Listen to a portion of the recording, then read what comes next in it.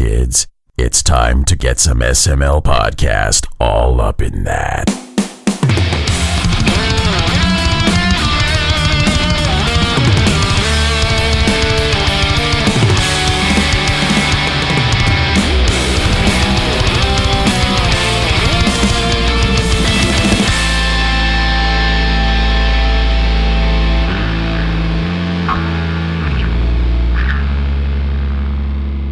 What's up, everyone? This is the SML podcast. I'm your host, Joe. Joining as usual, Cole. How are you doing? I didn't die today, so I guess I'm doing okay. What else are you doing? Playing Slay the Spire. So if my co-host seems somewhat distracted this episode... Can we just go ahead and do a spoiler alert for my game of the week? I might have gotten a little bit addicted. Yeah, it's a really, really good game. How much have you been playing it? I don't want to talk about it. Look, last night I was playing Rocket League with Studa on the Xbox, and between matches, I was playing Slay the Spire on the PC. Oh my god. So a lot. Oh my god. Yeah. DarkMika, is Slay the Spire an easy 100% for a blind bitch? Fucking no. Hell no. I think the benefit, though, for being visually impaired is that the cards do have, like descriptions and everything. And then, like, the logos are all pretty different. And what she could see, she'd be able to make out a difference in them. Yeah. So.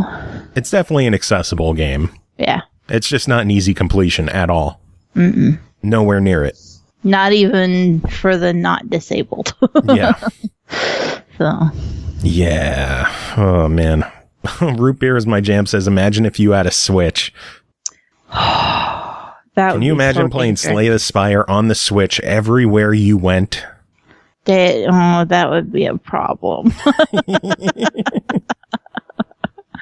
That would be a big problem. Carnage says, I'm so addicted to Slay the Spire. We're all addicted to it. We're like spoiling the review right now. Well, this review's done. Buy it next. We should probably talk the news before we get to the reviews, unless you want to do the show in reverse order. There should be, like, how long till we get to episode 666? That one should be in reverse. Like, we should do that whole show in reverse. Like, that's a good idea. In reverse? No, because we're not that talented. But I do get to speak forward, let alone in reverse. Do the reviews in reverse order, and then do the news, and then do the intros at the beginning. Yes. Start the show with the music. Yes. Let's do that. You'll have to remind me at around 660. Somebody remind me of that, because I'll fucking forget. DarkMika, that's your job. Yep, write that down. Write it down. Write it down, remind us. That and final words. You're going to have a lot of jobs tonight. Sucks to be you. Oh, man. Let's talk news. I think the big news of the week, Insomniac Games has been bought out by Sony. Some people were not amused when I said we weren't getting Sunset Overdrive 2. I mean, we're not getting Sunset Overdrive 2, but PlayStation might get Sunset Overdrive 2. Yeah. I got a little bit of a head beating for that one. It's okay. But I don't expect Sunset Overdrive 2 to even be made for PlayStation. Sorry, guys. I don't think the original game can be made. I said 2. Yeah, I'm just saying I think the original game can't be made for any other platform. I think there's an exclusive agreement on the first game. No, that was an exclusive. But I mean, the IP, Microsoft owns the publishing rights, but Insomniac owned the IP. So technically now PlayStation will eventually own the IP. Yeah. But I don't... Listen, there's a bit of a cult following for Sunset Overdrive. Mm-hmm. But people didn't love it that hard when it came out. No, it didn't get a fair shake at all. And I'm sorry, But PlayStation isn't gonna hitch their horse to that cart. They're not. It didn't get enough. It didn't get the kind of fanfare that they wanted out of it. And I mean, Spider-Man is as close as you're gonna get to Sunset Overdrive 2. That's just the way the cookie crumbles. I don't know. I think in the future we might see Sunset Overdrive return. Nah, I think they're gonna put all their eggs in the Spidey basket. Well, it's not like Insomniac is short on IP to work with. No. And I was worried about Spyro at first until somebody reminded me that Activision owns Spyro IP, even though Insomniac made it. And I was like, we just got the remaster, and it was on Xbox, and I was so terrified it wasn't going to be, and I don't want to relive that fear. I think this is the first time I've ever heard someone be excited that Activision owns an IP. That's how I felt so dirty when I said it, but I ain't taking it back. Oh, Lord. It is what it is. What do you think of the news, though? I mean, I think honestly, it makes sense. As bummed as I am to see Insomniac go first-party PlayStation, it's not like they've done much outside of PlayStation. Their entire history, they were a PlayStation-only studio, and they even rejected buyout offers in the past. And then they went out and had an affair with Xbox with Fuse and Sunset Overdrive. Yeah. Now Sony put the ring on it. Yeah. I wasn't particularly surprised by the news. I don't think I was even disappointed or anything. I was just concerned for Spyro and everything else. Oh, my baby's okay. And then everything else, whatever. But, yeah, I wasn't shook up about it or anything. Of course, the Twitter echo chamber is a thing. And I've mentioned that a million times in the past, I know. But, like, those rabid dogs clutched onto this. They shit all over Microsoft for buying 15 some odd studios. Oh, yeah. You can't save it now, blah, blah, blah. And then they're all like, oh my God, Xbox is dead. They're never going to get Insomniac back. It's like, okay. I mean, yeah, bye. Xbox has lived how long without Insomniac? I didn't need them. I mean, we all know what I think about exclusivity anyway. I'm going to spend all my time playing Slay the Spire anyhow. Yeah. Fuck. But, yeah, you know. I can't just not admit that I'm a hypocrite, that I'm sad that Insomniac got bought. But I'm totally fine with Xbox buying up all these studios. I'm a dick, I'll admit it. I will say all the time that, you know, I still stand by exclusivity is bad. Yes. Period. That's my take on it. I don't care which side is buying up studios. Exclusivity is bad for consumers. So that's my biggest issue with Sony buying up Insomniac. It's just like, well, there's one less. But then at the same time, you know, like you said, most of their shit has been PlayStation anyway. Mm-hmm. So it wasn't exactly like we lost something. It wasn't quite, you know, along the same lines of like if Xbox bought Bethesda or some shit, you know? Like it'd just be like, oh, okay, well. It would be a bigger issue if they bought up somebody that was already a multi-plat situation and locked it down. I mean, and Xbox has bought multi-plat studios, don't get me wrong there. But even with those purchases, they've said, fuck it, go ahead, keep putting your, you know, whatever game is coming out, it's going to come out wherever it's supposed to be. Yeah, they're going to honor existing contracts. I don't think they're going to allow them to continue releasing on PlayStation. PlayStation, maybe not, but Switch possible, because you know there's some more news that came out this week. Nintendo held an Indie World Showcase event showing off a lot of the indie games hitting the Switch. The big news from the event, two things released that day, which is always cool. It's like it's available now. Mm-hmm. the Hotline Miami collection and Super Hot on the Switch. Both released that day. Nice. Yeah, super hot. Everybody loves them super hot. And super hot. Super hot. Super hot. Every time it has to come up on the show, I'm just sitting here like... Yeah, but the other big news from the Indie World Showcase, Ori and the Blind Forest Definitive Edition is releasing on the Switch September 27th. Yes. So Cuphead and now Ori, 2 games that were Xbox exclusives, jumping over to the Switch. And Microsoft came out and they said that they don't see themselves doing any more of their exclusives on other platforms. But I personally wouldn't be shocked. I'm still waiting for Rare Replay to happen on the Switch. It kind of just seems like where it should be. Yeah. But at the same time, I mean, Rare's got their hands full trying to make Sea of Thieves a full-fledged game still. So I don't think they have enough time to worry about Rare Replay. Could be wrong. I've been wrong before. But that's the hill I'm going to die on. I mean, they could easily hire an outside studio to do the port, though. Yeah, they could. Oh, they could hire Ratalaika Games to do the port. Oh my god.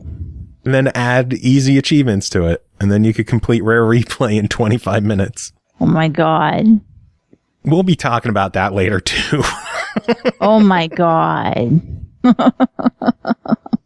Some other news. A lot of games are going to be leaving Game Pass this month. Have you seen these? No. No? No. There's a lot of games leaving Game Pass. Do I really need to, like, buckle down and do a whole bunch of shit, don't I? Fuck. Xbox 360 is going to be losing Alien Hominid HD. Okay. A Kingdom for Keflings and a World for Keflings. Okay, I'm not upset. I own those, so I'm fine. Battle Block Theater. I own that. Garo, however you say it, Mark of the Wolves, that fighting game from SNK. Garou. Joyride Turbo. I own that. Lego Batman 2. Ah, shit. Better tell the kids to play that. And The Maw. I've seen that. I don't know what it is. It's a Microsoft published game leaving Game Pass. So every time people are like, oh yeah, Xbox games are going to be there forever. Not always. Well, given it was, who was it? Twisted Pixel, I think, did The Maw. I don't remember. It might have been Ninja Bee. I don't know. I can't remember. That's too long ago. I think, though, there's a little more nuance involved with the 360 games, especially if it's not an in-house publisher. Yeah. Or developer, I'm sorry. But, yeah, I mean, like the Xbox One titles that get added to it first party, I'm fairly certain at this point that they've had Game Pass in the works long enough and that they knew going into development of those games that that's what they were going to do with it. No. So that they were prepared for that in advance, but they didn't have that kind of contract set up when they published 360 games. True. So it could be the licensing there being an issue. Yeah, that tends to be, like, I get it. And people are like, it's an Xbox game and it's being taken out. Yeah, I get it, but licensing. And I mean, there's so much nuance to that we could never even guess. Oh, God, yeah. But that's not all that's leaving Game Pass. There's a couple more Xbox One games, including Hue, which sucks because I love that game. Okay. Inner Space, Manual Samuel. I wanted to play that shit. Well, you better hurry up. Onrush. Okay. Which is gonna that game is dead now. Is it? That's had a really small community to begin with, but I think leaving Game Pass is going to be a nail in the coffin for it. Which is a bummer. And then Skyforce Reloaded. Okay. So all of those games leaving Game Pass. That is quite a bit. Yeah. But it's also a big month for additions. True. A bunch of games were added as well. This week alone, on August 19th, we got Devil May Cry 5 on console, Stellaris on console, which is also coming soon to PC Game Pass. Not yet, but soon. And then Age of Empires Definitive Edition on PC. Also this week, we got Ape Out on PC, as well as Kingdom Come Deliverance on both PC and Xbox.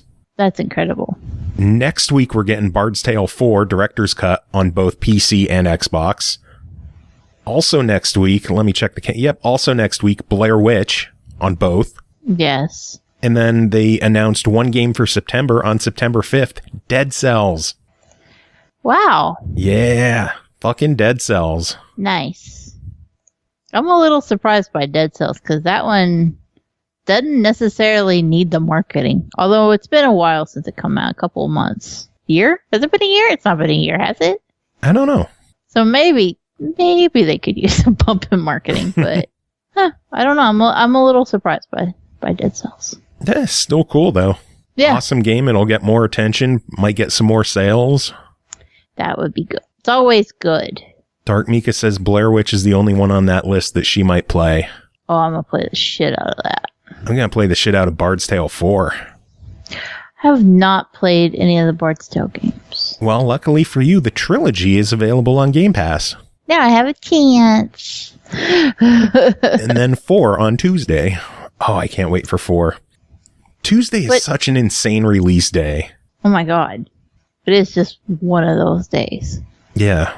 We have Wreckfest is coming out that day, MXGP's coming out that day, Bard's Tale's coming out that day. What the hell else is coming out? Let me look at my book. Oh, can't tell you.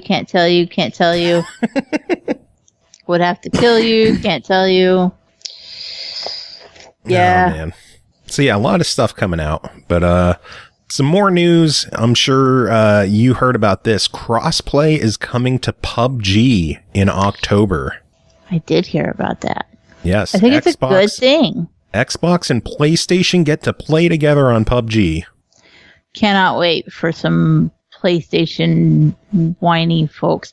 You can always tell. It's going to sound mean, but you can always tell when somebody's playing on PlayStation when you're in a multiplayer game and you beat them. Why? Well, they get salty as fuck. Like, don't get me wrong. I'm going to pull out Rocket League because that tends to be where I get in most of my crossplay experiences. You can tell Steam, the moment you get one goal on a team that are playing on Steam, they quit. And you know it. And that's gone. Quitters. On Xbox, yeah, they'll talk a little trash. They might even get censored a time or two. But man, PlayStation, they pull out all the stops. They know all the ways around the censors. How do you know they're PlayStation players? Do they show the logo on Rocket League, or are you just guessing? It doesn't show the logo, but you can usually tell by the gamer picks and stuff. Yeah. Yeah, I know something with an underscore would have to be on PlayStation or Steam because Xbox doesn't have underscores. Mm-hmm, but we have spaces. Yeah. So if you see a space, it's not a PlayStation person. Mm-hmm. Yeah, you can usually tell. Like, Steam will often have symbols that we can't have to. So, or sometimes when they first enabled it, oh shoot, I hit the mic. When they first enabled it, like there were some issues with the names on Steam where like they would straight up just show up as boxes. Because they couldn't be displayed because people were putting in all kinds of characters and stuff. Nice. Although I haven't seen that happen in like 8 or 9 months. So I think they got that took care of. Burger Thing says, why can't we all be friends? PS, PS4, Xbox One, Switch. Seriously. Like, I think we should be though. And I think I hope that's the way it's going. We're getting there slowly. Yeah. Sony's dragging their feet, but it seems like they're warming up a little bit. Now we just need to get to the point where it's not hand-picked games. Everything can do it. Everything should just be cross. And I mean, Destiny somehow pulled it out to where you've got cross saves and shit now. So it's taking a turn for the better. It's just still got some ways to go. Yeah. Because I think just every game should be that way. Yeah. I know Awesome Prime wants Rock Band to be crossplay. I would love to see Rock Band crossplay. Because I have some friends who play on PlayStation, and, you know, I can't play with them. Because I don't have Rock Band on PlayStation. Because if I did, that would be a huge mistake. We would go so poor because I would have to buy all the songs back. Yikes. Hey, I know some people who have accounts on both systems and they have DLC on both systems. I don't doubt it. It's Fucking nuts. The Rock Band community that still exists goes hard. Yeah, we do. Y'all do not play. I mean, we do play. That's the point. Oh, goodness. Oh, man. Some other news. Nintendo Dream Magazine confirmed that the new Monster Rancher title that we talked about a few weeks ago will appear on the Switch. No word on other platforms, but it has been confirmed for the Switch. Okay. And given that it's a game that relied on scanning CDs to create monsters, I have no clue how the fuck this is gonna work. Yeah. I don't know what they're gonna do. And there's no camera on the Switch, like... No. You can't...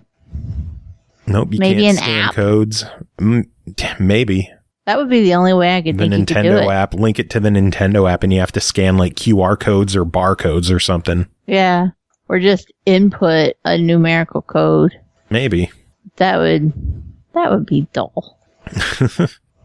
Let's see. More Switch news. They announced The Witcher 3 will be releasing October 15th on the Switch. That's still so weird to me. Yeah, The Witcher 3 on the Switch. It's insane. That game is I will massive. say it is, and I will say I didn't think it looked that good.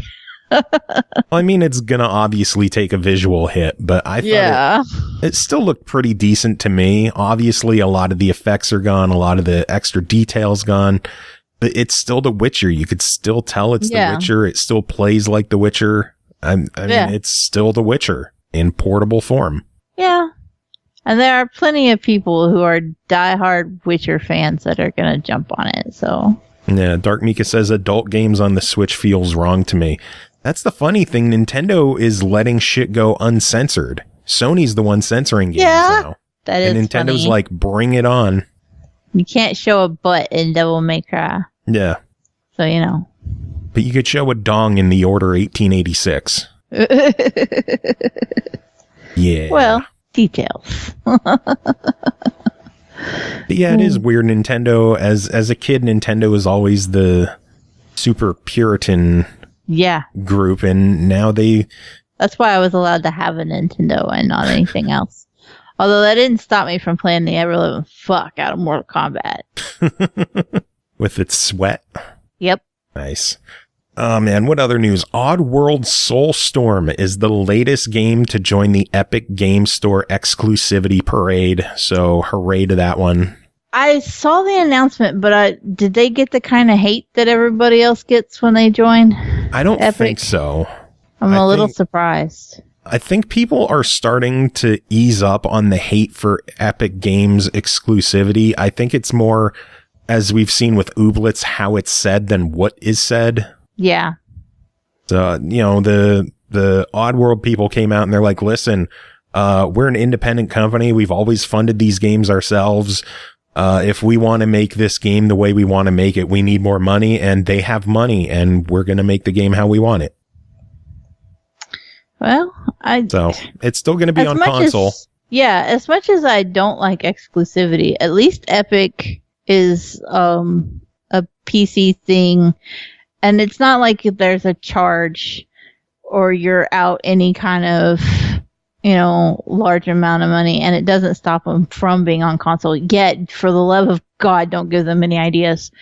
But, I can understand, I don't want to give them my credit card number. I understand. And I don't think their practices are great, but indie devs gotta do what pays the bills. Yeah. So I don't agree. I don't agree with what they do, but I understand why they do it. Yeah. That's probably Epic, the though, biggest thing. Epic are turning into like the heels of the video game community lately. They're trying to take the worst. They're trying to take the worst company plaque away from EA. Yeah. It's big shoes to fill, but they're on a roll. Oh man, the newest Dead by Daylight crossover has been revealed. Have you seen this one? Nope. Stranger Things. No, really? Yep. Oh. It will include the Demogorgon as a new killer, the Hawkins National Laboratory as a new map, Wow. and Nancy and Steve as new survivors. Wow. Yeah, so it's getting a full crossover. Killer, map, and 2 survivors. And new perks. I'm impressed. Yeah. Dead by Daylight they're picking up steam. I'm not into the game. Like I've tried playing it. It's not really for me, but I admire that they're still going with DLC. They're still going with updates and expansions. It's really cool to see it. Yeah. Yeah, I like that it's still getting so much attention. And I like the game. I just can't ever get anybody to play it with me. Well, I have it, so I'd be willing to be horrible at it with you. Woo! Trying to convince Studa to give it some time, but it's on Game Pass, isn't it? It is. Does Studa not have Game Pass? He does. He doesn't have an excuse. What's the problem? He doesn't have an excuse. I've also been trying to get him into Monster Hunter World with me. He doesn't have an excuse for that either, except for, you forgot to remind me to install it. I'll admit, I tried playing Monster Hunter World, and I wasn't really too into it. I like Dauntless more. I like the way it plays. I hate the multiplayer system. If there are cutscenes, it breaks your party up, and you can't have anybody join you until after you watch the cutscene. And at that point, the monster's already breathing down your damn throat, and you don't have time to fire an SOS flare. Oh God! And I hate that. I absolutely. I've been working through it. A couple of other friends are getting ready for the expansion. They're trying to get me ready for it too, and I'm just like, I can't get power leveled. Because I have to watch all these motherfucking cutscenes. It's incredibly difficult. Oh, and well. Because I like the game otherwise. It's just that it's a shame. Burger Thing says there's a lot of stuff to learn on Monster Hunter. I find it overwhelming. I'm the same. Yeah. I find there's just too much going on in Monster Hunter for me. I want a more simplistic game. I'm too old for learning too much shit. I don't have any problems with. I mean, I play the shit out of the Division, and it's the same concept. Yeah. So I'm doing fine as far as that goes. But DarkMika, here's all you need to know: use big weapon, kill big monster. Yeah. Well, but I mean, there's certain elementals, and some monsters react better to other elementals, or are immune to some of them. Sometimes they can be immune to what your gear does and just fuck you up. I was playing this morning, and literally no matter what I did, if this one monster charged at me, I was one hit killed every time. Ugh. Every time. And you can only faint so many times in a mission before you fail. And it was the first time since I started playing where I failed a mission, and I was so mad. I was like, I don't even want to play anymore. I'm so done. I was so aggravated, but I mean. So you're looking forward to the ice expansion? Yeah, yes and no. I'm scared of it because I'm still not to the in-game stuff yet, and I'm just like, I'm gonna get absolutely fucked up. I'm only a hunter rank 10, and just if I don't get my shit together and make it to the end game and get a decent build before the Iceborne DLC comes out, then I might have to just pass on it. I'm tempted to pick up the Iceborne DLC because I have Monster Hunter World and I do want to give it another shot eventually. And if I get the Iceborne expansion through Best Buy, if you buy a digital code from them, you get a fucking steelbook. Nice. I don't know why. It's a digital item and they're going to ship you a mini steelbook. It's not even a full size one. It's a little mini steelbook, but just for buying a digital expansion. I think that's hilarious. You do love your steelbooks. I do love my steelbooks. So it's a good purchase for you. I have an empty shelf, like over here. If people are watching the stream, there's like at least an entire shelf of just empty steelbooks from games that I've traded in or games that I got rid of and went digital on, stuff like that. I would keep the steelbooks because I don't want to trade in a steelbook to GameStop. No one's going to appreciate that steelbook like I would. So I keep the steelbooks from games I trade in, and now I just have a shelf full of steelbooks. Oh, Lord. That's crazy. Yeah, it is. I have problems. Yeah. I wasn't going to go that far, but... Some more news. WB Games finally unveiled the full roster of the Mortal Kombat 11 Combat Pack. It's pretty much near exactly what the rumors were, except Ash from Evil Dead is not in there. Yeah, so Shang Tsung and Nightwolf are available now. October 8th, we're getting the Terminator T-800, and yes, it is modeled after Arnie. Okay. Have you seen the trailer for it? No, but I did hear it was a thing. Arnold Schwarzenegger just comes walking out. Oh, man. It was pretty awesome. November 26th gets Sindel. January 28th gets the Joker. That's the surprise character. No one expected the Joker. It was supposed to be Ash from the Evil Dead. Yeah. But apparently that's been bumped to Combat Pack 2, allegedly. And then March 17th is Spawn. Okay. Yeah, I was aware that Spawn was being added. Yeah, and if I'm not the Joker mistaken, was the surprise one. If I'm not mistaken, it's the original Spawn voice actor from the previous game. Is it? That's cool. Yeah. So, don't quote me on that. But I'm pretty sure that was why everybody was like, oh my god, yes! Well, you said it on the show, so now we're going to quote you. Nah, shit.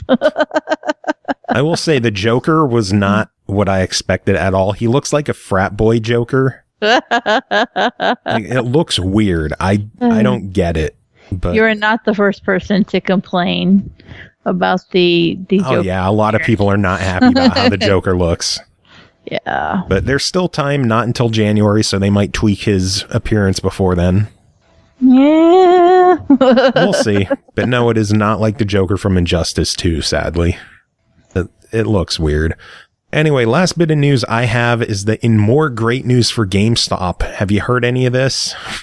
No. Latest GameStop news. The company laid off over 100 employees this week, including nearly half of the Game Informer staff and a total of 14% of the total associate base at company headquarters. I did hear about the layoff. Yeah. Yeah. So Game Informer got gutted. They lost half their staff, and then the company headquarters, 14% of the employees gone. Wow. Yeah. Not surprised. Things are not looking good for GameStop. I'm worried about some of my pre-orders. Yeah. I'm surprised that it's still afloat, but I'm also surprised it's tanking as quickly as it is. Yeah, it's just because hang out until Borderlands. It's going from 0 to 100 really quickly. Carnage. GameStop might stop. Oh, God. Can we ban him now? Terrible. Yeah, it is terrible. But yeah, things are not looking good for GameStop. I hope they at least last until Borderlands 3 comes out, because I have the Diamond Loot Chest Edition pre-ordered at GameStop. Oh my gosh. It's a GameStop exclusive, so I had to get it there. Hey, that's not the only big thing I'm getting from GameStop. This is wonderful news. I told you about this online, but I might as well say it on the show too. My Scorpio edition Xbox One is starting to shit out on me. It's been overheating on games. I was playing a game earlier today and like a whole bunch of black pixely boxes started showing up on the screen, which I know is signs of a GPU starting to go. So I got to get a new Xbox soon. Damn. Which is fun. Yeah, I told Ashley about it. She saw it was messing up, so she believes me now. She said we had $200 that we could put towards a new console. The one I have now, technically it still works, so I could still trade it in. It's still working. Yeah. And I could get $200 for it. So that's $400. We're $100 away from a new console, and I traded in a handful of games. They're running a special where you get, as long as a game is worth $2, you get an extra $5. Oh. Yeah. Okay. Per game. Okay. Yeah, so I traded in like a handful of games. I got $65 alone on bonus trades. Wow. Yeah, $65 alone. I ended up with like 120, so more than half of the money was through this bonus. That's nuts. Yeah, but there's the extra $100 that I needed for a console, and I put a pre-order down on the Gears 5 system. Oh my gosh. It looks so good. It's got the see-through top with the skull inside. Oh, it is a gorgeous console. Gorgeous console, gorgeous controller too. Yeah. It's very nice. So I'm excited. It sucks that my console's breaking. It sucks that we're going to have to pay $200 to put towards this thing, but it looks good and it's going to be working just fine for me. So yippee. And I'll get Gears of War out of it too. So I won't have to worry about if it ever leaves Game Pass or not. It's true. But yeah, that's the news I have. Anything on your end? No. Did you see the Death Stranding trailer that was shown at Gamescom this week? They showed a new trailer for Death Stranding. And what happened in it? There was like a 30-second clip of Norman Reedus' character pissing. Okay. And then we were informed that no matter how you move the camera, you can't see his weenus. No. But you can use your pee as a weapon. As a weapon? As a weapon. In, like, how? Are you just going to pee on enemies? I'm not sure. Everything about this game is as vague as possible. And they showed 3 different clips. And still nobody knows what the fuck is going on with this game. That's why I didn't even bother watching the new trailer. Because it's not going to make any sense. They show Guillermo del Toro, which is fantastic, but weird and didn't explain shit. And we also learned that you have to rock your BB pod with Move controllers. God. That's some shaken baby shit going on right there. It's just, the more they show about the game, the more I'm just like, I don't know what the fuck is going on here. Like, I feel like this is the biggest trolley ass game ever. It probably will be. Like, Kahima has just gone, fuck it. They want to pull this shit with me. Watch this. And then he just makes this batshit insane game with no rhyme, no reason. Shake your baby. Use piss as a weapon. Who's the Gamescom host? Jeff Keighley. He's in it, but it's not his voice. He's just a character model, but they use somebody else's voice for his voice. Why? I don't know. That's just weird. I don't know. Burger thing. It's Kojima being Kojima. Yeah, pretty much. Yeah, I mean, it's just... Then the fact that he went on this whole tangent of how you can't see, it's okay, you cannot see his penis no matter how you move the camera. And I'm like, that's what you wanted to tell us about the game? You left Japan in the middle of game development crunch hell to come to Gamescom to show us that we can shake the baby and that we can't see Norman Reedus' dick. I am mission accomplished. What the fuck? Oh my god. I don't want to shake the baby, and I did want to see Norman Reedus' dick. I think we would all take a look at Norman Reedus' dick if we had the chance. Everybody would be like, show me. Norman Reedus could walk in my house right now and just be like, do you want to see my dick? And I'd be like, yeah, sure. Fuck it. Sure, whip it out. Nice. Can I use you as a reference? Will you do my podcast?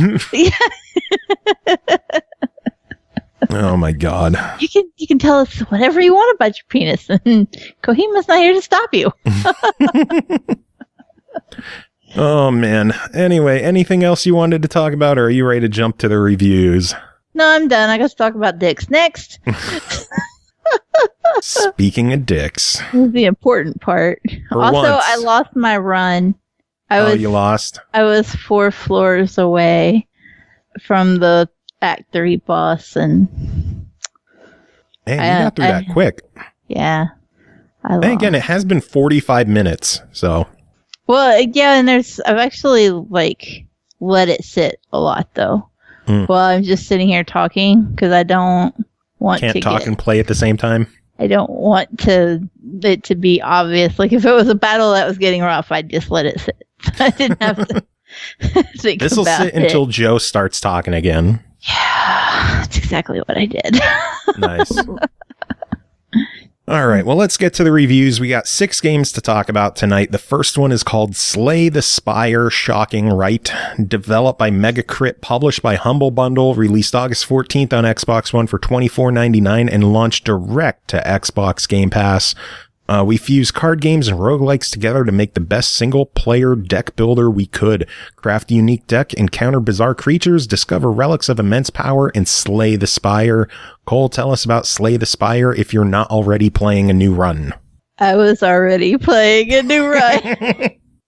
Well, you're up for the rest of the show, so. I know. Fuck, I ain't going nowhere. There's an achievement for beating this in 20 minutes. So, you're cramping my style, Joe. Hey, you're not getting it this time. You got work to do. We got work to do. We got to focus. I know we talked about Slay the Spire earlier, but now's the time when we're supposed to talk about Slay the Spire. Please buy this game, or at least play it on Game Pass. Next. Gonna need a little bit more than that. Fine. A little more. Okay, so now I got excited and can't talk. Shit. Alright. Slay the Spire. That is so hard to say. Slay the Spire. Also, I want to keep calling it Spell Spire. Do you remember that one? Yeah. Okay. Every time, if I do that during the review, I'm really sorry, guys. But I've done it all week. Even D did it the other day. He's like, "Oh, you're playing Spellspire." I'm like, "No, I'm not." Mm-hmm. Nice. You're rubbing off. Yeah, it's a thing. But Slay the Spire is a deck building roguelite. You have an interesting layout as far as crawling the dungeons goes, because usually when you're playing a roguelite, it's wander around aimlessly, have no idea what's coming or where you're going, and have very little say in how it plays out. Mm-hmm. Slay the Spire, however, gives you a map of the dungeon layout, and you choose one of the paths. Always starts with a monster fight. There's no getting around that. But you will choose your path for how you get to the boss. But sometimes the paths will intersect, and you can take a different route, or plan around so that if you have low health, maybe don't get into a fight with a mini boss. Yeah. Don't go for the elites if you're. I'm a glutton for punishment. I will roll up in that bitch with 10 hit points. Come at me, bro. Smart. Somebody's going down, and it's probably going to be me. Yeah. Especially if you're going into an elite fight with 10 health. I'm not going to say I haven't done it. I beat a boss earlier with just 1. Really? Yeah. God damn. It's funny. I was playing this on the Xbox a couple days ago, and number 1 and number 3 were watching me play, and they were helping me pick my path. Number one is dying for tomorrow so that she can play Slay the Spire, because they're not allowed to play games on school nights. So she's had to watch me play this all week, and no, she can't touch it till Friday. It's a good rule. It's driving her crazy. But she, I was letting them like tell me, okay, go left, go right, go to the merchant, go to a boss battle or whatever. And letting them pick my path. And I forgot how I got to that part of the story. Fuck, what was I even talking about? You were talking about playing a couple of days ago on Xbox. And that's where your story started. I was, and I'd lost it. Just gone. Proud of you. Tangents are hard. Just like you lost your run. It did. Be right back, I gotta go cry. I really wish I could remember what I was going to say, where that story was going. What the fuck happened there? I don't know. Oh, well, I'll carry on from number one telling me shit where to go. I got into like Act 3. Every time you clear a boss, you start a new act. As far as I can tell, it ends at Act 3. I've yet to beat an Act 3 boss. Here's why. Number one was picking my path. I was doing incredible. Now you have to build up your deck. There are 3 different characters with 3 character specific decks that you can build from, and I have gotten incredibly good with using the silent with a poison deck. Okay. And I was rolling. The problem is that using the silent with a poison deck is a slow fucking death. Okay? Mm-hmm. You don't kill enemies fast. You poison the shit out of them, keep your shield up, and hope they bonk their own selves off. It's effective, but it's timely. So, there is one mini boss, however, who has 999 health. Considering most of the enemies, most of them you run into are gonna be eking out around 30 to 50. Your major bosses are still even gonna be tapping around 250, 300. This is a mini boss that crops up 999 out of 999. That's insane. There's a hitch to it, though. They don't mean for you to kill this guy. There's an achievement if you can. Kudos to you. But they don't mean for you to kill him. And he will disappear if you can survive 4 turns. Okay. 4. Shield your fucking ass up and get through it. Pretty much. I only had like 7 hit points when I ran into it. Here's the worst part. I survived 3 turns. No. He killed me. And I lost my whole run. A rip. And now number one's not allowed to tell me where to go anymore. F. She led me straight to that fucking boss battle. F in chat for Cole. F in chat. If I were the emotional kind, if I had feelings, they'd be hurt. If you had a soul. Yeah, if I had a soul, it would be weeping. I'm weeping with joy right now because No Time for Games just gifted Awesome Prime a sub. What a good egg. Yeah, seriously. And, oh no, Patrick, we have his clip. Here Take your money. Take your money. Yay! Wet pancakes. That's fantastic. And wet pancakes. So many pancakes. All the pancakes. So back to Slay the Spire, which does not have any pancakes.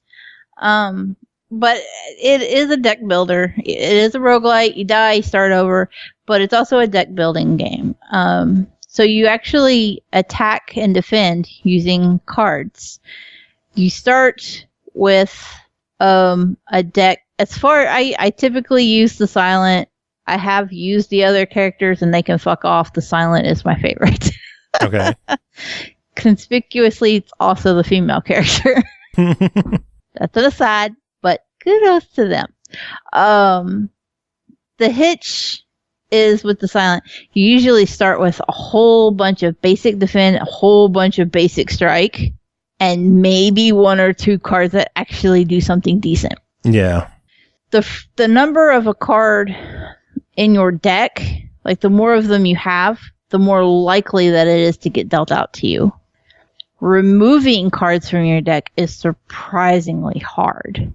You can do it, but you usually have to pay a merchant, and it gets more and more expensive as you do it. Yeah. So the biggest if there's cards you don't like, you usually just gotta suck it up and deal with it. Yeah. The defense and the strikes, they do basic attacks. They're handy in a pinch, but they're also a pain in the ass because they just kind of clutter up your card deck no matter what you're doing. Mm-hmm. And there's so few opportunities to remove cards, and they usually coincide with opportunities to upgrade cards. And you would usually want to upgrade before removing. Upgrading for me is by large the best choice. You only have so many action points that you can spend per turn, and oftentimes you can upgrade and lower the cost of some of the better cards. If you can make a really good ass card cost 0 points, you're gonna fucking do it every time. Yeah. And then be sad when that card only comes up once every 3 hands. But that's part of the fun of the game, is making what lands in your lap work. One thing that I do like, though, is that one thing you do like is literally everything. Everything. But as far as the difficulty of managing your deck and being stuck with ones you don't like and stuff, your starter deck, like I said, is the defend, strike, trash that you want to try to get rid of. But as you play with a character, you gradually earn unlocks for them. So even if you're doing poorly, you can still get permanent unlocks eventually. Yeah. And those will improve how you play. Sometimes you're going to get attacks or defends that don't cost anything, and those can turn the tide of a game if they land in your lap at the right time. Or you may end up with ones that, will give you a lot more defense. There were times where I would have 3 action points, and I would finish the turn having played 7 cards. I'd have 48 defense. The enemy would be poisoned for half of its health. And I'm sitting there going, I'm a motherfucking badass. Oh, God. So it's been all good. Do you actually have any negatives about the game or no? No. Was I supposed to not like anything about it? I don't know. The achievements are hard. Yeah. That's basically like the only complaint. It's just that it's a grind fest and we're going to be here till my hand falls off. And I'm doing it on Windows and Xbox. At the same fucking time. I got one on the TV, one on the PC, and I'm just going to... I got 2 hands. I can click like this. Can you run the same game at the same time? No. I tried that with PC Simulator earlier. And it didn't work. Oh, well. I didn't do it on purpose, but it was an interesting test, and I learned a hard lesson. All right. Well, $25 on Slay the Spire. What do you say? I give it a bite. I was a little hesitant when I first started playing, even though I liked it and I saw that price. I was like, man, it's a little high. But I think the content, the random generation, the way that the random generation, the procedural generation, words, the variety of enemies.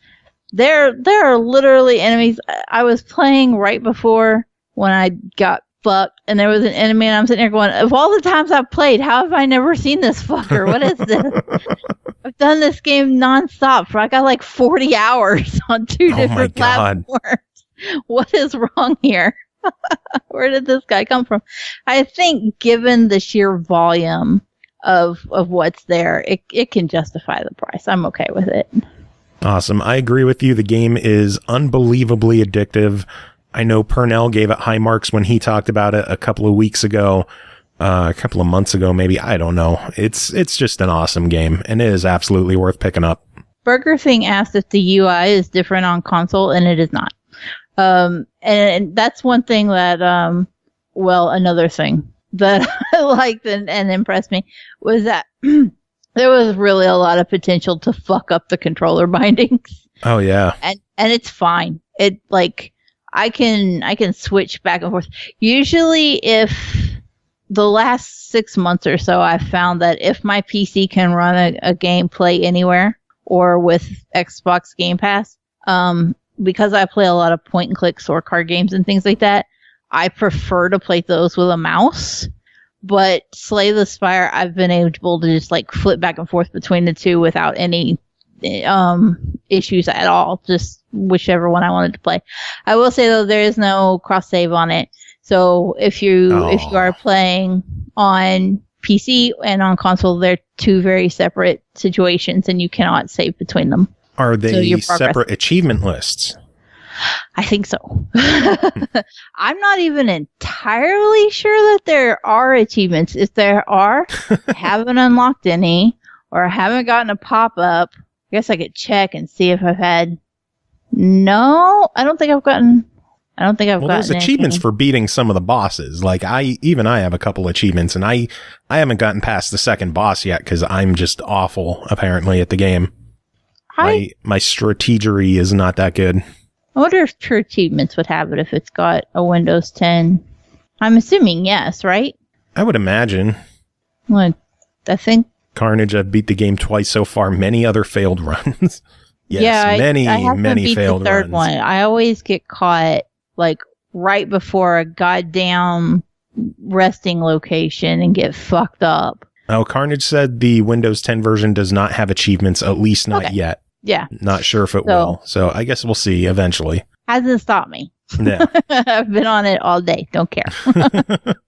But next game to talk about is called Edna and Harvey, Harvey's New Eyes, developed and published by Daedalic Entertainment, released August 14th on Xbox One for $19.99. When her best friend Edna disappears under mysterious circumstances, Lily has to rise above her own and face a tough journey to not only get her friend back, but also confront her subconscious fears. Cole, tell us about Edna and Harvey, Harvey's New Eyes. Okay, so Edna and Harvey, Harvey's New Eyes is a sequel to Edna and Harvey, The Breakout. The downside is that the first game was never on Xbox. That's a pet peeve of mine. Yeah. I don't like to play sequels unless I can play the first one. Still, you can go into Harvey's New Eyes without any kind of idea of what's happened in the first game. I did. I was still able to keep up with it.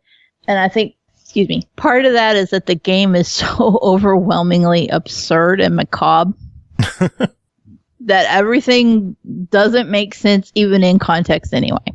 And you're like, I'm not missing out by not knowing anything because this is just weird. Have you ever seen the whole creepypasta thing with salad fingers? Oh, yeah. That's very much what the art style of this game reminds me of. But, and I'm not sure what, the whole time I was playing, I was just I just keep thinking of salad fingers. It's like you took salad fingers art style that just not necessarily poorly drawn, but it's what I tend to refer to as the internet ugly aesthetic. That's where you're starting. However, your main character, Lily, she's adorable. She's too good for this world. And she looks at it all with kind of the rose-tinted glasses, which affects how you start the game. And everything seems bright. Everything seems charming and adorable. Lily lives in a convent, but yet she's in good spirits. She's a good kid. She's like the most pious child that you could ever meet, and everybody treats her like shit. Oh. And that leads this game into an extremely dark path. For a point-and-click adventure, that's not an odd thing, but for the game to just be all, this is Lily, and Lily is adorable, and she's a little blonde-haired, blue-eyed child, and she does everything so well, and she's such a sweet kid, and she's a mute, which just is really the best kind of kid. And then it's just like, and here's everybody around her dying horribly in terrible accidents, and you're just like, oh, geez. Maybe there should be a content warning on this game. Because I'm trying not to give away spoilers, but there are some seriously dark moments in this game that is a little much. It's not scary, it's just that it's sensitive topics. Yeah, intense and sensitive topics. That said, the soundtrack is by the same artist who did the title track for Deponia. And it's very well done. It definitely sets the mood. But man, this is quite the macabre game. And it's surprising because it's only a T-rated game. I'm surprised. I'm very surprised. I'm trying to find a good way to say it without like flat out spoil. Like it. I mentioned that people around her die in horrible, horrible ways. Mm-hmm. There are no age limits to those deaths. Oh, I see. All right. So it's dark. All right. Yeah, I know that's one of your. That's one of my not few a fan things of in where games. I'm just like, child death is not a good thing. It's hard. And I was not expecting that. You could tell from watching the trailer and stuff that things were going to be a little macabre, and I love macabre. Don't get me wrong. But I was definitely caught off by some of the topics that this game picks on. That said, it plays very well. The soundtrack is great. The point and click is effective. It's an interesting adventure game. It's just dark. Be prepared. Don't go into it like I did. All right. Well, $20 on it. What do you say? I do still give it a try. I think if you like dark macabre adventure, this is just going to fill your bar. Macabre is the word of the day, by the way, apparently. Yeah. I mean, I can't think of a better word to describe the game. Moody. No, because that's not even just as unfortunate as this game can be. It's the Planned Parenthood of games. Like, err more on the Epstein side of things. Oh, God. Okay? Not the touchy parts, but the dead part. All right. Well, moving on. Yeah. Next game to talk about. Let's shift gears a little bit. Next game to talk about is called PC Building Simulator. Developed and published by the Irregular Corporation. It released August 13th on Xbox One for $19.99. Build and grow your very own computer repair enterprise as you learn to diagnose, fix, and repair and build PCs with real-world licensed components and comprehensive hardware and software simulation. You can plan and bring your ultimate PC to life. Cole, what did you think of this one? I had no hopes for this to be a good game. Then why did you say you wanted it? Because I wanted it. I wanted to see if it was good, but I had no hope for it. Okay. I'm just like, there's what the hell can you possibly expect from a PC building simulator? Like, how is that going to be a challenge of a game? Well, joke's on me. Mm-hmm. I will say that they do a really good job of making it accessible. Even if you don't know what the fuck you're doing, it will hold your hand a little bit. Nice. Basically, your character has inherited a PC repair shop from your uncle, who apparently was very fucking bad at his job. The shop is in the hole. Your budget starts out at 0, and then it immediately starts out at -15 because your uncle needed some gas. So you really got some work to do. Every day, you start at the front door of the office. You walk back to your repair shop room and you click on your computer. You check your email. If you've got potential jobs, you can see in the email what your customer is asking for, what they would like to have done. You can see their PC stats. You can see their budget. They can see how much they're going to pay you for labor. And then you can accept it. There's a hitch to the emails. The game will point out this is what the bare minimum for this PC has to be done. And that will be what the email expressly states. Sometimes there are hidden objectives in there, though. And, like, the little sneaky fuckers will be like, oh, I have a budget of $0, but boy, I'd really like if you cleaned my PC and maybe put some new cable mods in there. Your budget is 0? You little shit. Get the fuck out of my store. You have no money, get out. This ain't a charity. Jeez. Well, I have to mention that I was also incredibly shocked by how many brands were represented in this game. I saw PC Building Simulator and I thought, okay, it's just going to be little generic PCs over and over and over, no brand names or anything. Fucking no. These are legitimate Cooler Master cases and NZXT and Asus and Republic of Gaming. They did not fuck around. The RAM is all branded. Literally everything that you purchase to build these PC with in the game are branded and actually look and behave like the parts that you would buy in real life. I cannot imagine how much the licensing fees for this game were. Because, like, the screen pops up at the beginning and it's like, thanks in part 2, and it's all these brands, and you're just like, I don't want to have to pay for their licensing fees. Holy fuck. Hey, you never know. Some companies might just be like, yeah, go ahead, use our licensing. And the funny part was, when I played it on Xbox, I launched it and then I walked away and I came back. And so I missed that screen.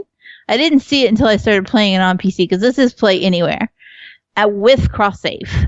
Nice. So when I said I learned the hard way earlier that you can't have a game loaded up on the Xbox and on the PC, the same game. Yeah. This is how I found out. I had it on the Xbox. I was like, oh, I wonder how it plays on the PC. And I loaded it on the PC. And I didn't know I couldn't do that. And everything caught fire. Hallelujah for cross save, because it just closed it out on the Xbox and my save was there on the PC. That works. Yeah. I was shocked. But the funny part was, like, when I was playing it on the Xbox, though, and I said I missed that screen.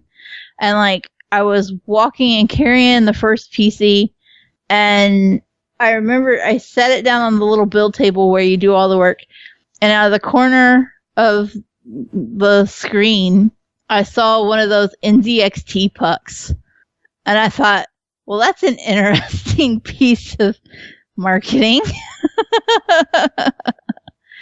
And then I started to look through more, and I saw all of the other brands, and I was like, holy shit. Yeah, they went all out. They held nothing back. The whole process of actually building the PC is surprisingly simple. It doesn't overwhelmingly hold your hand, but at the same time, like, you kind of just look at it. If you know anything about a computer, you know what you're doing. The hardest part for me is always, like, the cords. Where the fuck do the cords go? Thankfully, you press the cable button, and then you click the cable you want to plug in, or you click the port you want to plug into, and it highlights the one that goes there. Oh, that's good. They dummy proofed it for me. Thank you. You start off pretty mundane with building the PCs, especially because your shop's rating is in the hole.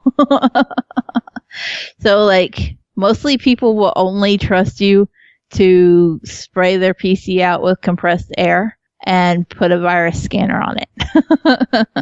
I can handle that. As you take on more jobs, they start to get more complicated. You start to actually get to build some of the beast PCs that we see these days. I think there's even an achievement for one. It's like building a $10,000 PC. Good God. You can do that kind of shit in the campaign, but if you don't want to actually have to go through the hassle of like trying to run the shop and all that, which you should, it's fun and it's an interesting way to play. But if you don't want to go through all that hassle, there's a free build too, and you can just go in and buy shit and build and play and do whatever you want. That's cool. I liked this game so much more than I was anticipating, and my husband was giving me grief for it. He's like, great. He said, you got started watching PC building streams, and now here you're playing a PC building simulator. And I'm like, look, I'm just getting prepared for when I actually get to build a PC. It's a practice run. There you go. But I changed my PC's fan like 2 weeks ago, so I'm a pro already. It's fine. I see your lessons paid off. But $20 on PC building sim, what do you say? I'm gonna buy it. It's not going to appeal to everybody. Buy it. Yes, but it played so well, and the crossplay with Play Anywhere, I'm very impressed with it. I did not expect to be, and I was, and I think that deserves a buy. I think if a game can blow me away like that and subvert my expectations, then it deserves its place. Cool. Yeah. I might have to check this one out. It sounds really interesting, and the whole management sim aspect of it sounds really cool too. It'll be good practice for when you get enough biddies to refitty your shitty compity. Refitty the shitty compity, which No Time for Games just dropped 700 biddies. No Time, thank you so much. Norg, take it away. Dropping bits! Ah! All over your fucking face! Ah! Wet pancakes! Thank you, George. Pancakes! Wet pancakes! Now, wait a second. Thank you, No Time. That was awesome. Thank you very much. Man. But moving on, next game to talk about is called Gnomes Garden Lost King, developed and published by 8 Floor, released August 23rd on Xbox One for $9.99. Gnomes Garden, a fun fantasy strategy game about a world of gnomes, save the king and return prosperity to the kingdom. Cole, tell us about Gnomes Garden Lost King. So if you have played any of the Gnomes Garden games, you're not going to be surprised by this one. So just go ahead and get that out there. If you've played one of them, you've played them all. That's not a negative. They play well. They play fine. Yeah, I know think you they're enjoy a lot these of fun. games. I like the strategy aspect of them. And even though I say, oh, you've played one, you've played them all, one of the things that blows me away about the Gnomes Garden series is the way that they still manage to shake up the levels. They're still, the basic concept is there across all of them. Yeah. And the basic gameplay mechanic is there across all of them. And that stays the same.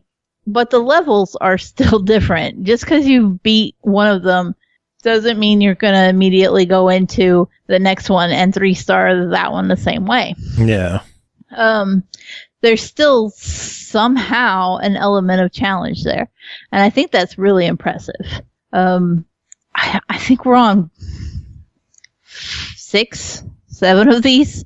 Not all Gnomes Garden, but all from the same dev.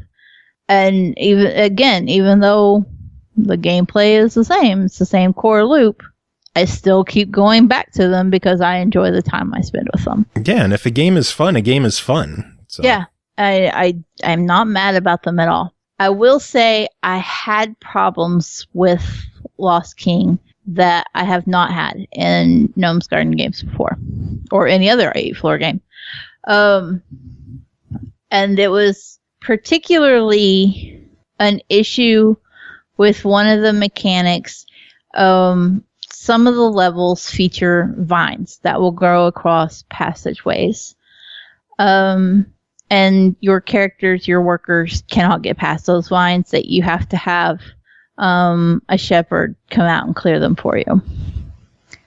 One level in particular, I can't remember if it was 42 or 46.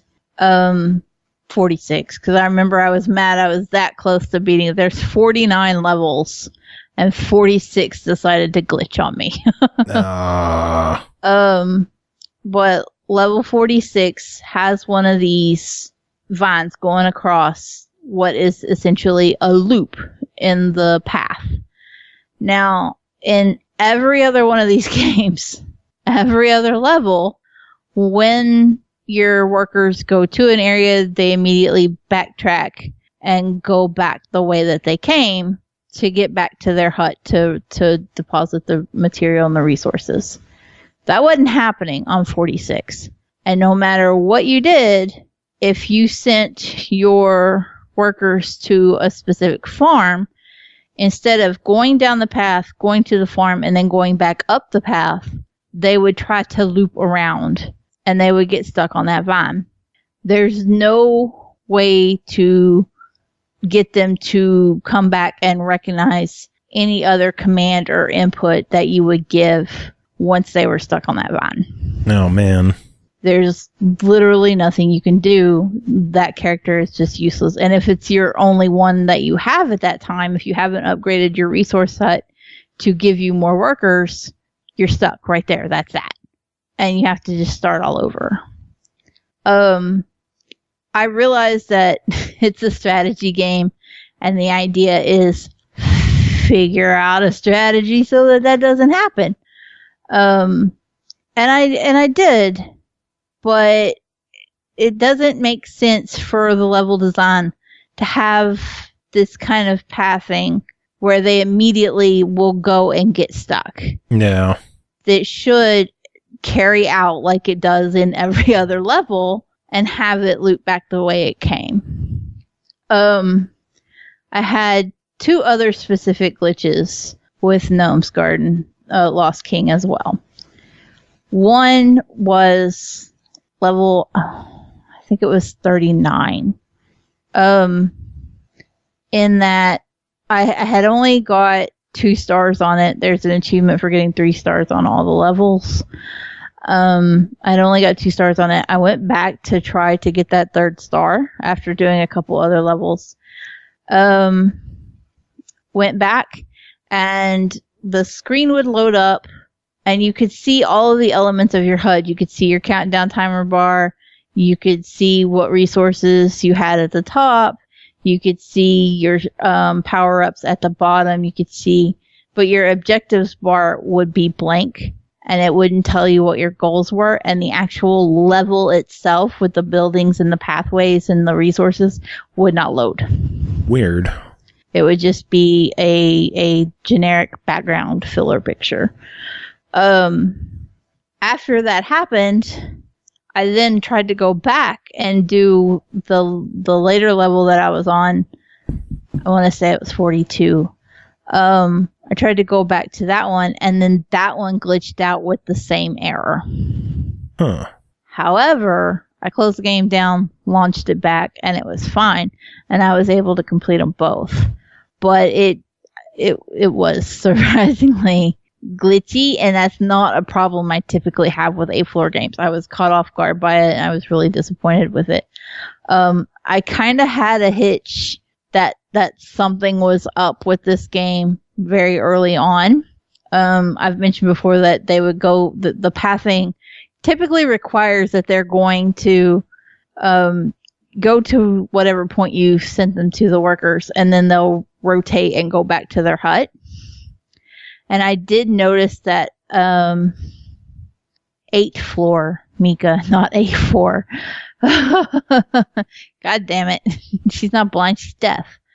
But I noticed that the pathing was a little off, and you would even have the workers going through where they would like walk through obstacles in their path. So if there was like a big troll blocking their path, you couldn't send them past it, But if they had come around one way and got their materials and then went back to their hut and that troll was in their path, they'd just walk right through it.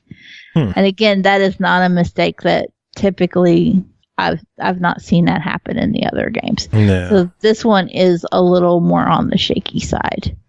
Well, bugginess aside, $10 on it. What do you think? It's still completable, but go into it knowing that you're going to run into issues. I'm going to give it a more hesitant try it. I still like these games. I still think they're good, relatively quick completions. This one did take me longer, I think probably because of its fuckery. Usually I can complete these games in about 8 to 10 hours, and The Lost King took me, I want to say, around 15. Yeah. So I would like to see it patched and polished a little more. I'm a little disappointed at the sliding of the quality assurance here. Well, there is a chance there could be a day one patch for it. That is one of the downfalls of pre-release reviews, is that we're playing, sometimes unpatched games. So there's a chance there's a day one patch waiting for it to come out. If anything substantial does come out, we'll be sure to update the review, but it sounds like this one's just more the same, a little bit buggier than usual though. Yeah, pretty much. All right. Well, next game to talk about, I don't know how to say this one. Is it Varenje? Varenje? I don't know. They don't say it in the game. They don't say it in the game. Damn it. Well, I'm going with Varenje. And you want to know the funny part about this one? Before you tell the summary, after I reviewed Edna and Harvey, you said, let's switch to something a little different.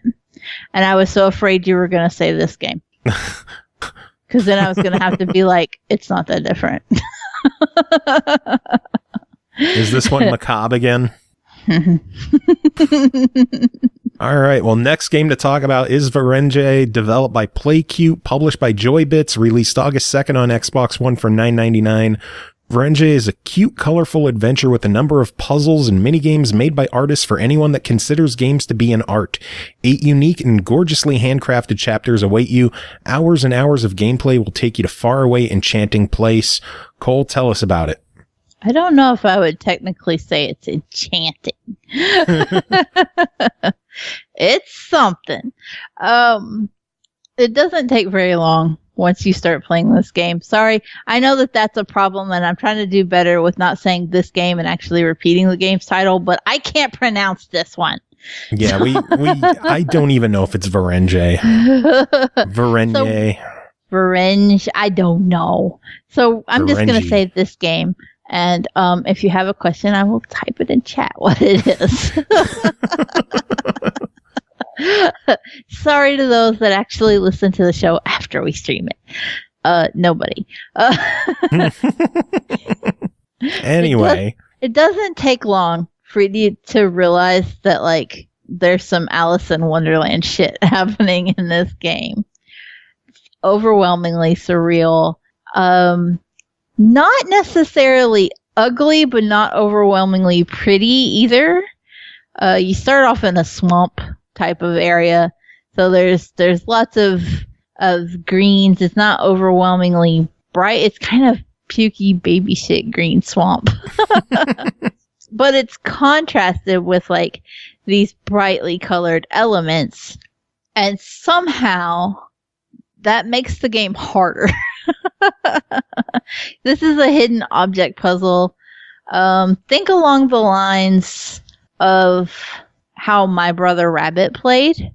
Yeah. It's very similar in play mechanics to My Brother Rabbit. So you will usually start off without any kind of context or idea of what you're trying to do. And you're just going to click kind of wildly until something happens.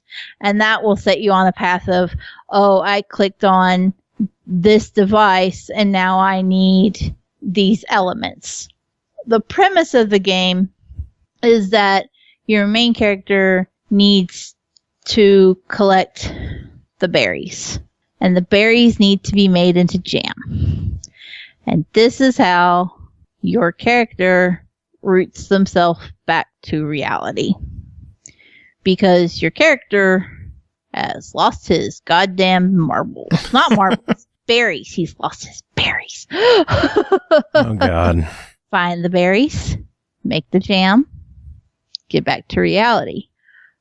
But for all of its brightly colored elements in spooky, dystopian, surreal scenery, this game is a little on the spooky side. There are cutscenes between the chapters, which try to give you a little more backstory and explain the insanity that is going on during the actual chapters when you're looking for the objects.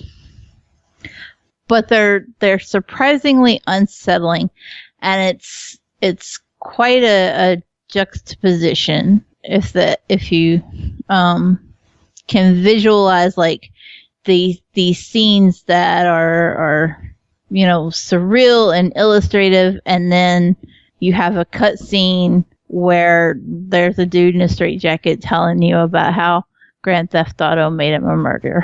Oh, God. Like there's something this week about point and click games that just fly over the deep end really quickly.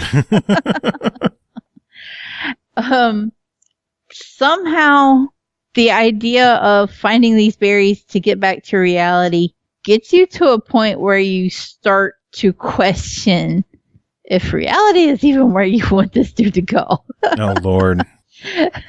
Carnage said he thought the cutscenes were hilarious. They are not more. I'm not using the word macabre because they don't quite go Edna and Harvey dark, but they are just a little over the top and weird. And the first time it did it, like, it was creepy when you're talking with the therapist, but when the dude starts telling you about how he's murdered 5 people because of the video games, you're just like, I don't know where to go from here. And also, he tried to do fatalities because of Mortal Kombat, and like, none of this is even spoiler territory because this is the early shit. And it just gets crazier. Oh, boy. It's a thing.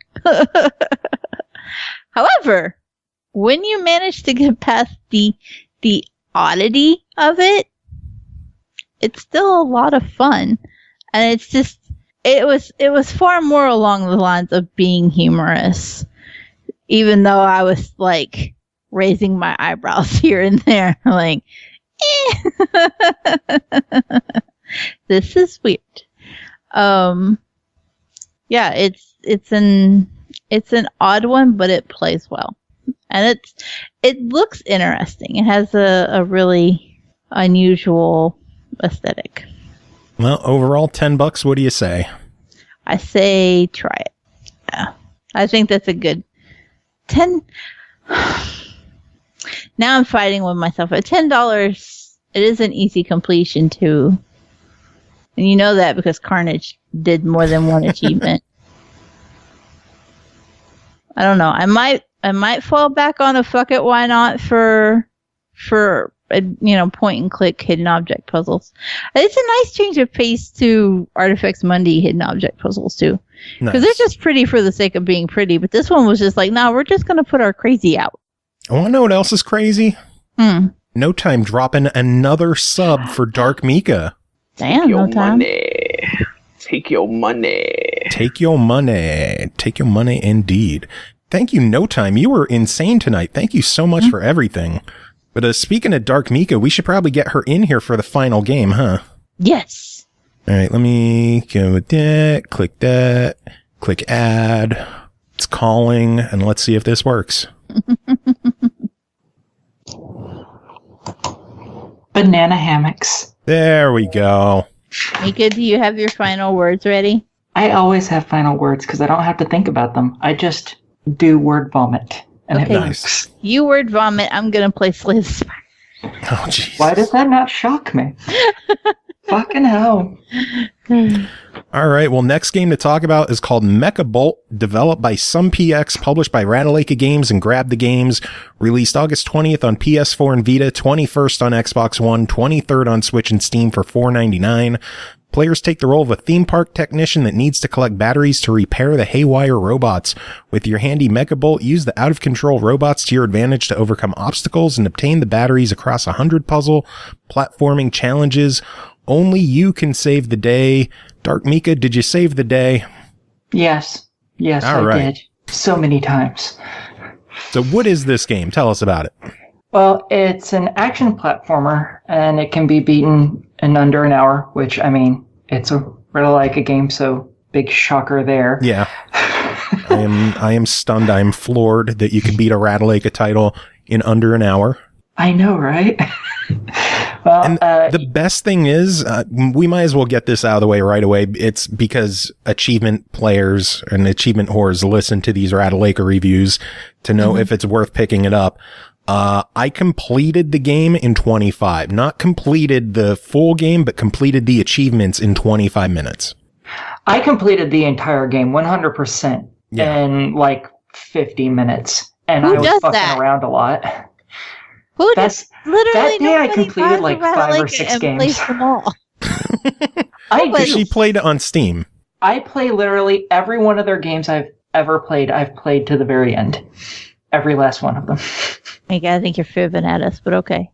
I haven't bought all their games. So I only have like 3 or 4. I don't get them all. And matter of fact, I think they're all on PC that I have. I don't think I have any of them on Xbox. Oh God. Wow. Anyway, what is this game? Let's keep going.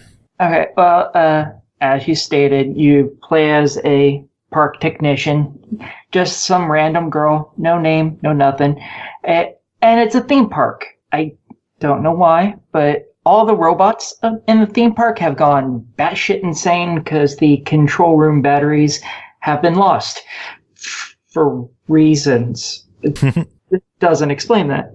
But there's a couple problems. Like, there's a fuck ton of pit traps with spikes sticking out of them. And some of the robots are, all they do is shoot explosive bombs and nothing the fuck else. There are ones that are just spikes. What the fuck kind of theme park is this? This is like fucking Jurassic Park. What the hell? Everything in this bitch is there to kill you. The shit? Who the fuck walks through this place and like, yeah, I want to be... No, you fucking don't. There's hidden spike traps that shoot up from under you. Fuck that. I don't want to die in a damn theme park because it's a death trap. Like, what the fuck, man? That was my main big issue. That is not a theme park. That is... I don't know what that is, but it's not... I mean, there is a theme to it. Yeah, you're gonna die. Jeez. I only had one other real issue with the game other than the fact that's somehow a fucking theme park. I hate that. But sometimes you have to destroy blocks to continue forward, and the blocks are the same size as you. They're these fucking massive blocks. You shoot them, but you can't walk through them. Instead, all of them come in pairs or more than just 2. You have to destroy 2 of them in order to walk through, but they're all the same fucking size as you. You should be able to walk. It drives me nuts. You should be able to walk through it, but you can't walk through fucking any of them. And thankfully, all of them come in pairs, so it was made to do that, but it doesn't make sense at all to do that. That is such a weird complaint. Mm-hmm. I know. I had to come up with some fucking complaint, because otherwise I love the game. I have to come up with fucking something, okay? It's just not fair. It's a really short platformer. You basically shoot robots to make them stop moving. And then you do various things with them. Some of them you can push to the side and then jump on top of them to get to other places. Some of them you shoot them to make them face in the opposite direction so they don't kill you, because, of course, a theme park robot would only have the purpose of killing you. Yeah. Some of them you shoot to just get them out of the way because they have spikes on them, and there's no other purpose for those other than kill you, because great theme park. They're totally not facing like 50 lawsuits a day. Some of them you shoot to make them fall because they fly, and then you can jump on them, and then they fly you up places. I think that's pretty much all the different ones. Some just shoot energy bolts at you, and you can't do shit to them. Because, not Death Trap. Totally not Death Trap. Not at all. Yeah, there's 4 different areas for the game, and each one of them, I think, has around 21 levels. I think there was 84 levels, right? It says 100 levels, but I think it's 24 per world. Okay, so 24 So it'd be per world. 96 total. Yeah, I thought it was 21 for some reason per world. Well, whatever. They're like, you can finish each one of them in like maybe 30 seconds to a minute. Yeah, the stages are all really quick. Yeah. Honestly, that's all I really have for the game. I mean, it's a fucking Ratalaika game. You know what you're getting with it. So I agree. It costs $5. Yeah. So $5, what's your verdict? I say go for it. I mean, everyone knows what a fucking Ratalaika game is. If they want it, they don't care what the price is because it's going to be cheap regardless. And there's not anyone who's like, oh no, Ratalaika games, fuck that. No one's like that. No, So- I love their games. They're all tiny, they're quick, they're easy, they're great palate cleansers in between games of killing other people. I don't know. I think those are good palate cleansers for themselves. Then again, I'm a sadist, so of course. So yeah, like no one cares about what the price is for a Ratalaika game. It's easy, it's quick, people are going to get it. And there's no one who says, no, fuck that. So get it. Duh. Awesome. All right, well, that is it for this episode. Cole, how is your run going? I am on the 7th floor.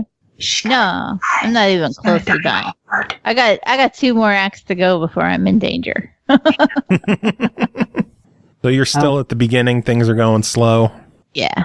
Well, not necessarily slow. I mean, I didn't start playing until I was on 4, I think, and then I didn't play. So over the course of Mika's, I've gone through 3 floors. Not bad.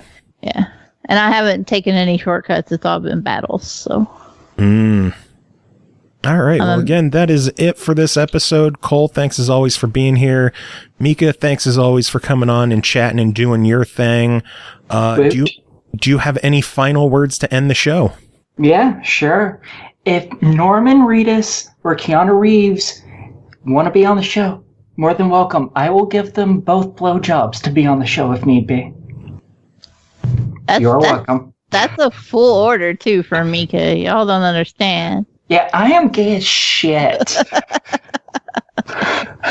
So I am very not for guys. I'd blow them both at the same time, even. So there you go, you guys. Come on the show.